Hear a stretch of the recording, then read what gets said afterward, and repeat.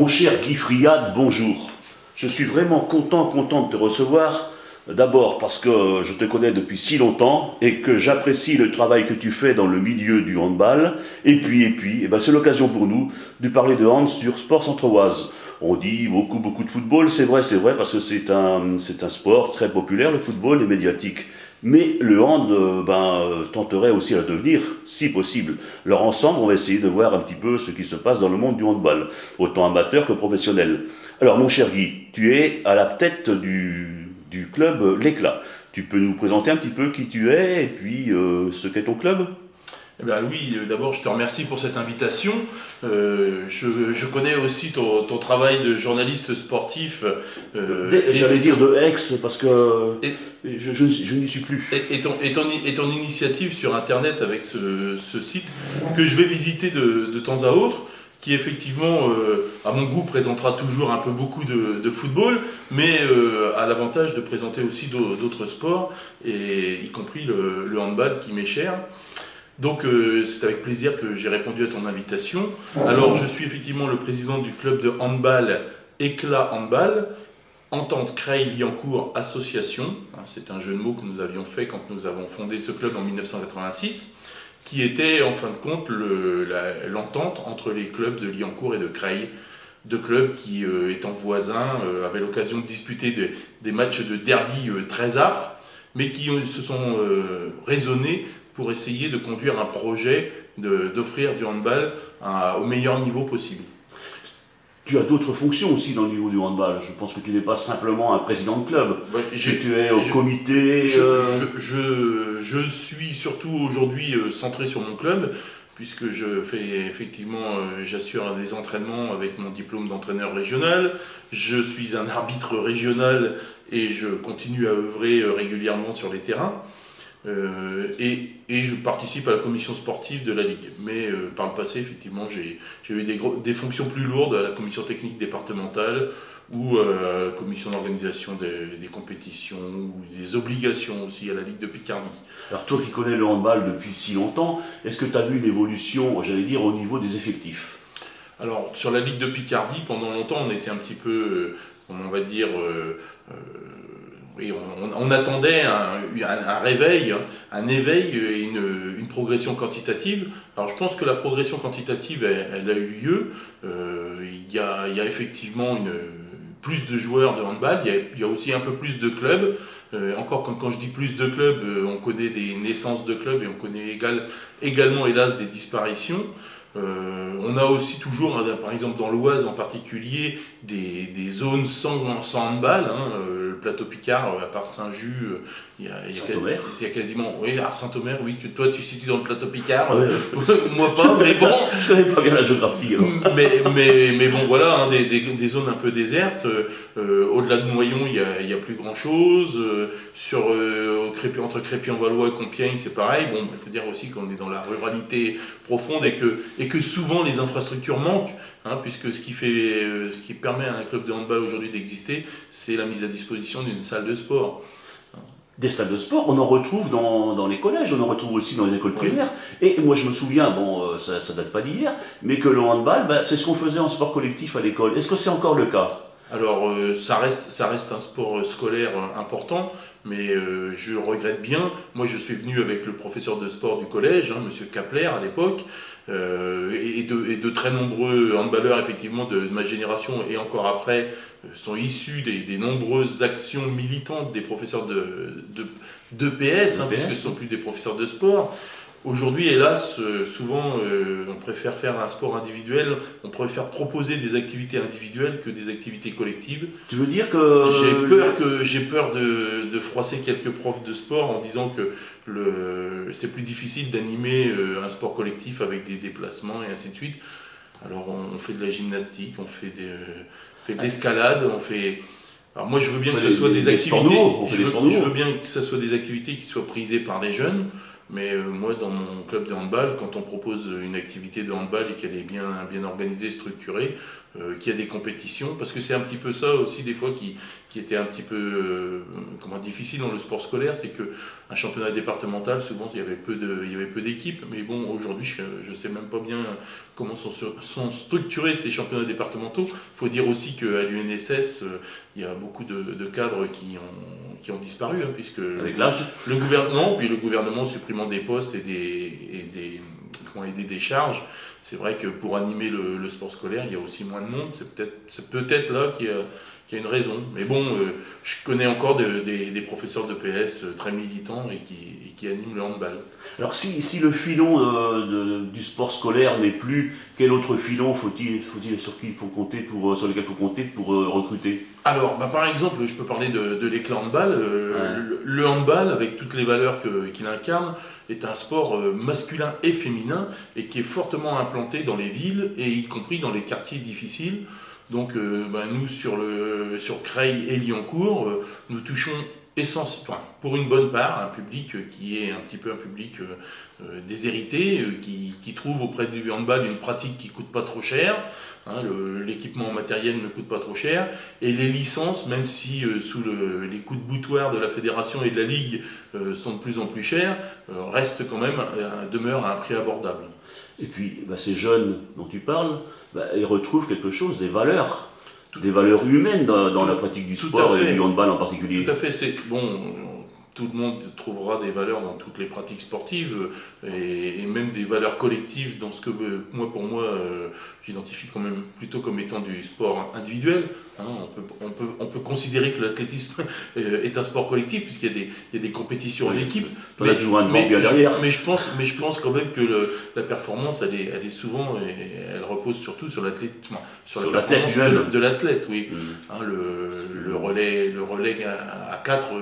Ça peut être peut-être un sport collectif, mais bon, disons que j'y retrouve pas, moi en tout cas, les valeurs et l'état d'esprit qu'on rencontre dans un sport d'équipe. Dans un sport d'équipe avec des remplaçants, des joueurs qui auront des hauts et des bas et que les partenaires vont essayer de compenser dans le jeu. Voilà. Puis tout ce qui se passe en dehors de la compétition, hein, à l'entraînement, les regroupements des joueurs, les déplacements et ainsi de suite. Parce que pour déplacer une équipe de 12 joueurs, il faut souvent 3 ou 4 voitures, il faut s'organiser, il faut un rendez-vous. Il y a des choses qui participent comme ça à la construction de règles de vie en commun.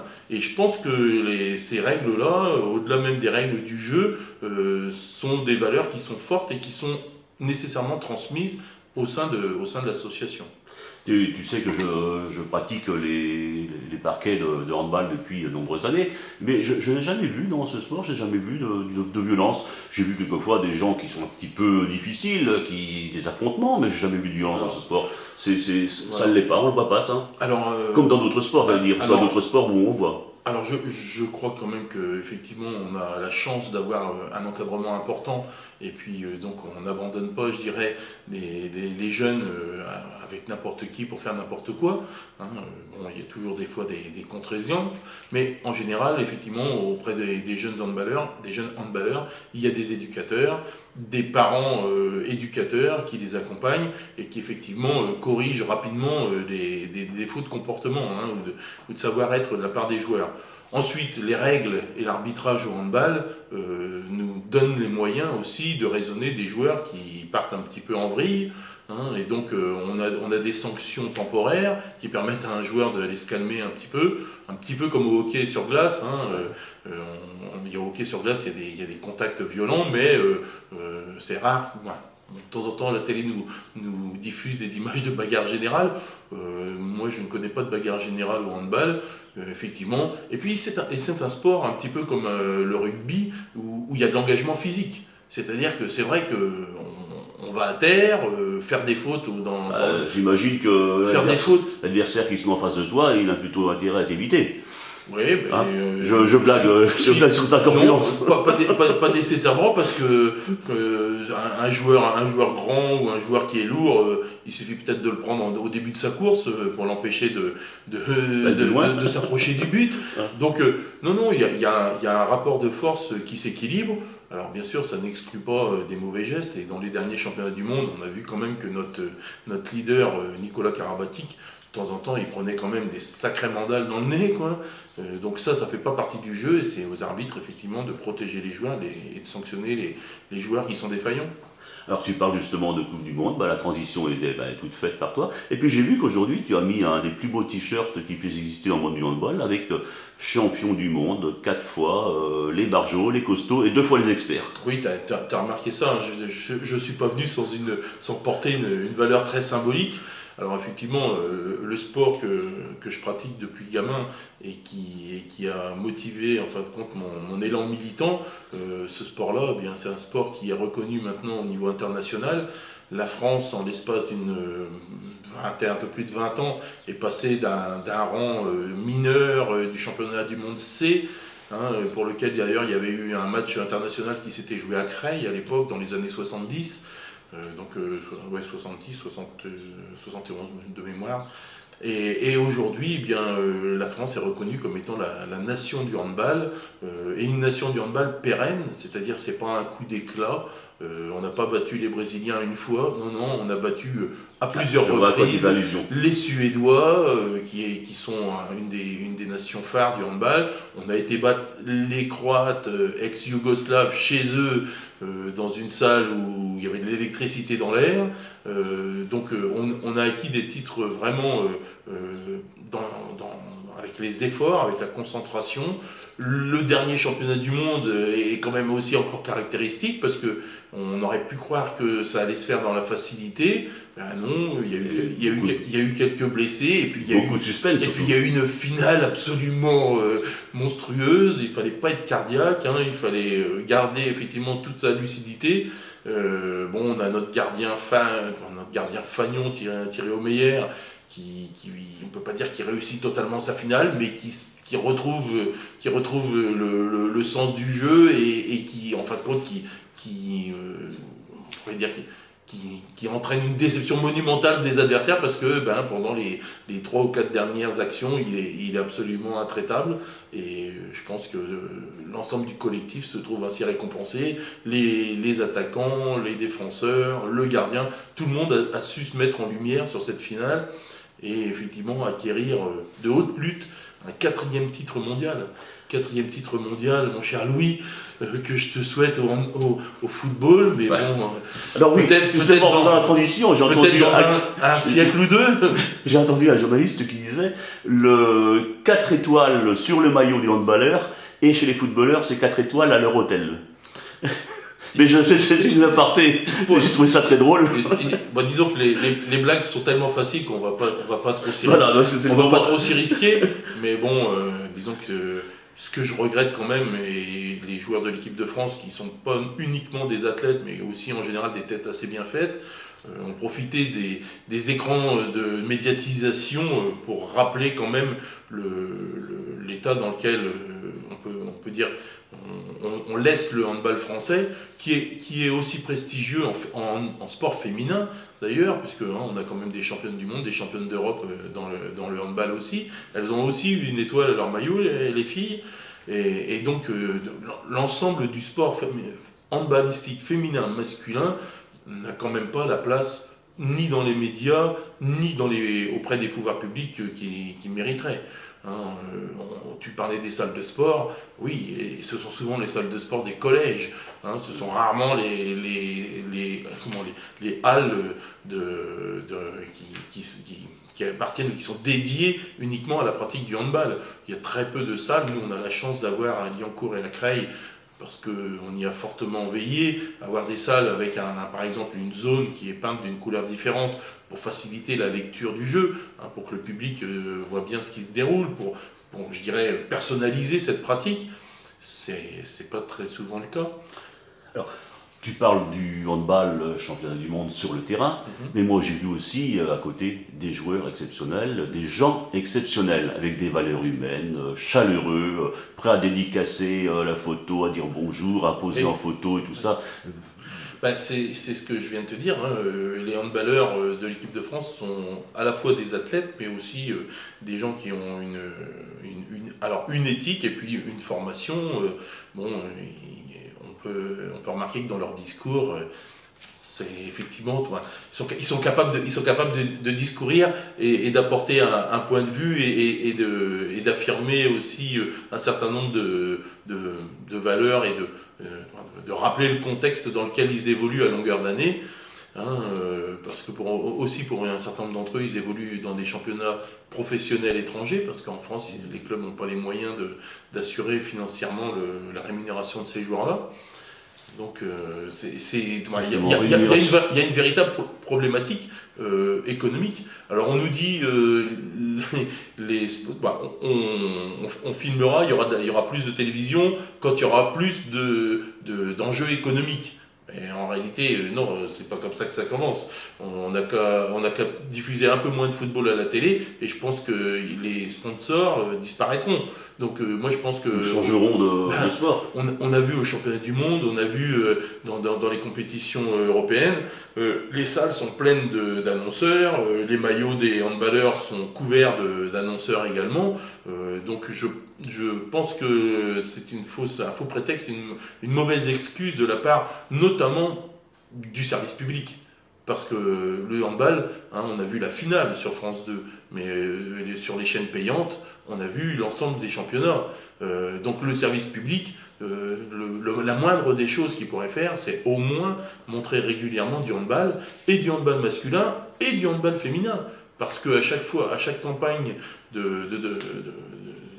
pour obtenir les subventions de l'État, on est vigoureusement incité à monter des projets autour du handball dans les quartiers, du handball féminin, promouvoir le handball féminin. Et bien le service public, il pourrait promouvoir aussi un petit peu le handball. Ça ferait du bien à toutes les associations, et puis il pourrait promouvoir, puisque l'État le demande, le sport féminin et le handball féminin à ce titre-là aussi. On ne parle pas d'argent, mais il y a quand même des joueurs de haut niveau, de l'équipe de France justement, qui ont des contrats publicitaires. Bien sûr, oui. Genre là, je suis un petit peu loin de tout ça, mais heureusement, ça se développe. Heureusement, aujourd'hui, effectivement, les joueurs de la Ligue 1 de handball sont professionnels avec des salaires qu'on ne peut pas absolument comparer avec le restant du sport professionnel, oui, le football, le tennis. Peut-être qu'on est plus proche du cyclisme, parce que dans le cyclisme, dans l'équipe, ils ne sont pas tous... ils ne sont pas tous payés la même enseigne. Ils ne sont pas tous logés à la même enseigne, tout à fait. Ouais. Alors justement, le dopage, je lisais hier dans Le Parisien qu'aucun sport n'était épargné, qu'il y avait du dopage partout. Est-ce que tu penses, toi, honnêtement, qu'il y a des joueurs qui un petit peu... à tout, enfin, au niveau professionnel. On est soumis à la réglementation effectivement du contrôle antidopage, y compris même dans les championnats régionaux. De temps en temps, il y a une journée de dépistage qui est faite. Il n'y a jamais eu de scandale dans le handball. J'aurais envie de dire que le handball, c'est le sport, initialement, c'est le sport d'entretien des athlètes l'hiver. L'été, on fait de l'athlétisme, et l'hiver, on fait du handball. En Allemagne, c'est comme ça que c'est né. Moi, je crois que les qualités athlétiques qui s'imposent et la rigueur de l'entraînement font que, effectivement, les joueurs, à mon avis, ne peuvent pas compenser, ne peuvent pas tricher, quoi. C'est pas une course d'étape. Là, c'est à longueur d'année. Donc, et puis les contrôles, de toute façon, ils existent. Puis c'est pas dans les habitudes, il n'y a pas. Et c'est pas, non, ce n'est pas dans les habitudes. Je te dis, c'est un sport d'entretien des athlètes. Alors bon, tu me diras, il y a des athlètes qui se dopent, mais bon, ils se dopent. On est lucide, quoi, quand on voit un sprinter qui double sa masse corporelle en l'espace de quelques années, sa masse musculaire. Il n'y a pas de miracle, quoi. Ça vient de quelque part. Tu as vu les handballeurs, ils ont un gabarit impressionnant, mais souvent c'est parce qu'ils sont de bonne naissance. Et puis, bon, au handball, un peu comme au rugby, il y a de la place pour les moyens. J'ai envie de dire, pour les petits, mais ça reste quand même une anecdote parce que dans le championnat du monde, il n'y a plus de petits. Les petits font 1m80, donc ce sont plus trop des petits. Alors, je lisais récemment dans le courrier ton ami Thierry Foussard, Oui. Qui parlait justement de la Coupe du Monde et qui disait que c'est éphémère. La gloire est éphémère. On en revient au problème de la médiatisation, quoi. Sur France 2, chaîne de... Est-ce qu'il faudra attendre 4 ans pour qu'il y ait encore un engouement pour l'équipe de France de hand? Je te dis, et j'en ai bien peur, effectivement, parce que les pouvoirs publics sont pas à la hauteur, que le service public de télévision française est totalement absent. Je sais même pas, tu vois, je le regarde même plus, le journal télévisé, là, le spécial sport de France 2, même je crois le championnat de la Ligue 1 n'est pas, les résultats n'apparaissent même pas. Si, je crois qu'il n'y a que les résultats. Oui, les résultats, quoi, un match important, quoi. Un tableau à l'eau de consolation, alors qu'on nous bassine avec des matchs de foot, voire des matchs de basket américains, quoi. Alors bon, parlons plus de sport, parlons de spectacle. Si on parle de spectacle, il y a bien des matchs de D1, de football qui n'en sont pas. Bon, alors, là, une équipe championne du monde, est-ce que ça a des répercussions sur les effectifs? Est-ce que du jour au lendemain, tu as vu de nouveaux joueurs arriver dans les clubs? Alors, je vais te donner lors des derniers Jeux Olympiques, mois d'août, je sais pas, pendant 15 jours, il y a eu des matchs de handball à la télé. Et pendant 15 jours, on a suivi un parcours vraiment formidable de l'équipe de France. D'ailleurs, en finale, il y avait plus qu'une seule équipe sur le terrain, c'était les Français. On n'a même pas douté dès la première minute que le titre olympique leur reviendrait. Donc, malgré cette certitude dans le résultat final, il y a eu énormément de jeunes qui sont arrivés. Et nous, à la suite du titre olympique, on a simplement doublé notre effectif chez les jeunes. À l'éclat. Donc il y a 2 ans maintenant. Alors on en a fidélisé à peu près 3/4 de cela. Entre-temps, on a eu, le roulement à peu près ordinaire. Là, pour le moment, moi j'ai eu effectivement quelques contacts, on a quelques personnes, quelques joueurs, mais plutôt des anciens qui disent « Oh ben quand même, tiens, ça me démange ». Leur expression souvent c'est ça. « Oh, ça me démange, donc du coup je viens, je vais reprendre une licence. » Je vais reprendre, ça veut dire que c'est des gens qui ont déjà tâté. Des gens qui en ont tâté. Mais je n'ai pas observé effectivement l'engouement chez les jeunes. Alors bon, à ça, il y a peut-être plusieurs raisons. D'abord, sur les chaînes publiques, il y a eu un seul match. On n'a pas eu de handball pendant 15 jours. Ceux qui se sont régalés, c'est ceux qui ont un abonnement sur Canal+, avec Sport+, et qui ont pu voir effectivement l'intégralité de tous les matchs, y compris des matchs où il n'y avait pas l'équipe de France, qui sont aussi de très beaux matchs. Je te dis, on nous montre bien du basket américain, on peut nous montrer un quart de finale de championnat du monde avec deux équipes qui ne sont pas françaises, et on a du très beau spectacle aussi. Donc je pense quand même qu'il y a eu défaillance effectivement de retransmission télévisée, donc on n'a pas du tout le même retour. On a plutôt le retour des initiés, on a su renouer avec des initiés au handball, mais avec des jeunes débutants, c'est un peu plus difficile. Et comment tu vois l'avenir maintenant? Et si par exemple l'équipe de France ne gagnait plus de titres mondiaux ou olympiques? On tombe dans l'anonymat. Je vais faire un peu preuve d'orgueil, mais je crois qu'au niveau où ils sont aujourd'hui, je suis très confiant pour la suite. Je pense qu'on devrait normalement aller assez sereinement aux Jeux Olympiques de Londres. Et là, c'est tout près, donc j'espère qu'on pourra emmener des gens, aller voir l'équipe de France, soutenir l'équipe de France aux Jeux Olympiques. Si on arrive à avoir des places, parce que peut-être que là ça va devenir très compliqué, ça deviendra très compliqué. On est au cœur de l'Europe, à Londres, donc tous les pays scandinaves ont aussi très envie d'aller supporter et soutenir leurs équipes. Donc moi je suis pas inquiet sur la poursuite. J'attends par contre peut-être de nouveau un beau résultat chez les féminines. Elles sont un peu en difficulté, il y a des passages de relais qui ont été un peu difficiles. Il y a eu quelques espoirs déçus, mais bon, quelques espoirs déçus quand on participe au championnat du monde A. Même la dernière équipe est fort méritante, donc on n'est pas les derniers, loin s'en faut, mais bon, on n'a pas été en mesure de disputer le titre féminin. Donc peut-être qu'il y a une attente de ce côté-là. Et dans le handball amateur, tu vois ça comment, toi, les prochaines années, dans le prochaines décennies? Dans le handball amateur, je suis un peu inquiet. Je t'ai dit que je portais plusieurs casquettes d'entraîneur, d'arbitre, bien évidemment de dirigeant et d'animateur dans l'association. Il y a une relève, mais les exigences fédérales concernant les entraîneurs et les arbitres ont progressé aussi, peut-être avec le niveau de l'équipe de France. Hein. On a beaucoup plus d'exigences, mais maintenant, je dirais, on tend vers des exigences de compétences semi-professionnelles. Hein. Il faut vraiment être fort investi. Hein. Maintenant, moi j'ai connu la période où en 2 ou 3 ans, on pouvait être un entraîneur formé et reconnu. Maintenant, 2 ou 3 ans, c'est le premier niveau d'entraînement, quoi. Alors bon, il faut être très motivé, en sachant que comme il n'y a pas d'argent, ou très peu dans le handball, de toute façon, il n'y a pas de rémunération. Et là aussi, je trouve que la fédération a un peu des œillères. Bon, alors la Ligue 1, c'est quelque chose de particulier. Hein, la Ligue 1, Ligue 2, c'est quelque chose de très particulier. Les championnats nationaux, c'est encore du très haut niveau. Mais nous, dans l'Oise ou en Picardie, on connaît que la Nationale 3 pour les garçons, et puis la Nationale 2 ou la Nationale 1 pour les filles avec Chambly, quoi. Hein. Et quand on voit les difficultés, par exemple, de Chambly, qui est quasiment éreinté au bout d'une dizaine d'années de championnat et qui ne sait pas trop comment l'aventure va se terminer, hélas, je crois qu'on le devine un petit peu. Il y a une très grosse difficulté de réalisme, quoi. Moi, dans mon club, à l'Éclat Handball, je fais du handball, mais je t'avoue que c'est pas trop hélas, je suis spectateur du haut niveau.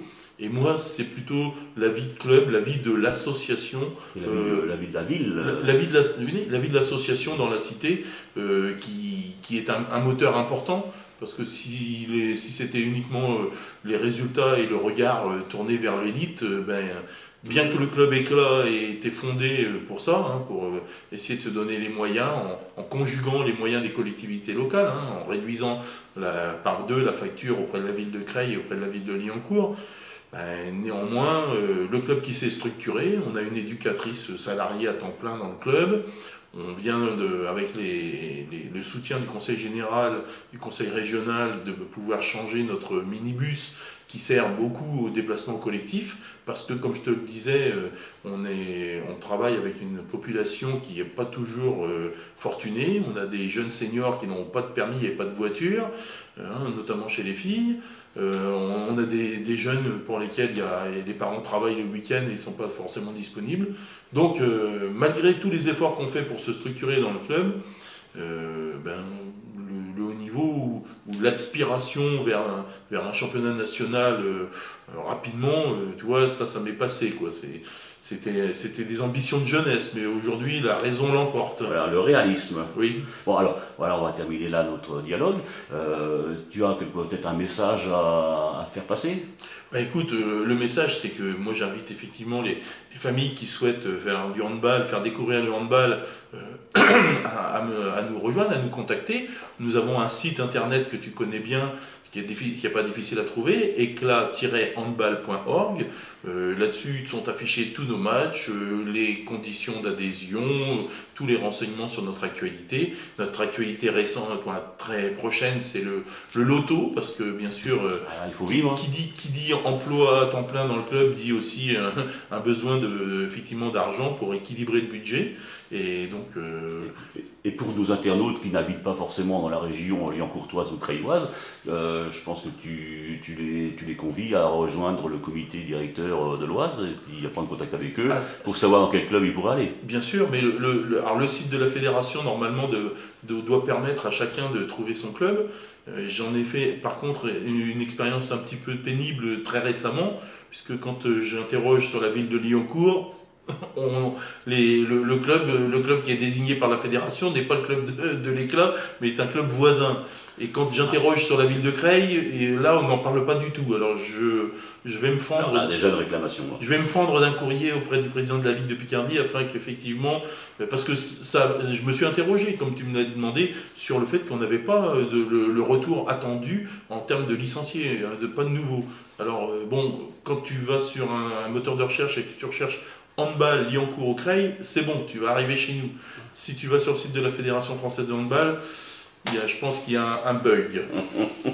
Voilà, je te remercie mon cher Guy. Et puis moi j'aimerais te retrouver tout bientôt sur les terrains parce que t'es bien avec ton t-shirt, mais quand t'as le maillot de l'Éclat, t'es bien aussi. Écoute, je te remercie Louis, j'ai tout mon avenir derrière moi, on va dire, mais c'est avec plaisir effectivement qu'on se croisera à la salle Guy Lejeune prochainement, voilà. Parce que le prochain match, nous recevons Compiègne samedi 12 à 21h à la salle Guy Lejeune à Liancourt. Un vrai publicitaire. Merci Guy.